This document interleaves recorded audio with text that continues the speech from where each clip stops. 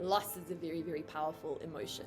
And that's again when we can kind of see the sort of shift again to authoritarianism, not just among middle-class people around Generation Z, all of whom kind of thought that they should be getting a bigger slice of today's pie than what they have, but also you can see the gender split among young people in particular. In politics, where young women are leaning more liberal and young men are leaning more authoritarian right, because young men are the people who have lost power and privilege in the Western society, and that's a Western point, that's not an African point.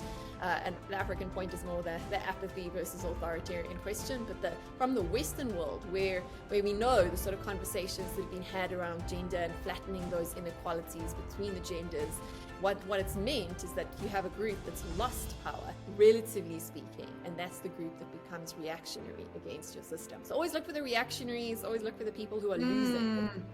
Yeah. And they might be the biggest group, but that's the group that can catalyze things. Remember, history is the sum total of all of our choices as it moves ahead, but generally changes come from small groups that organize together and act. They don't come from the complacent masses.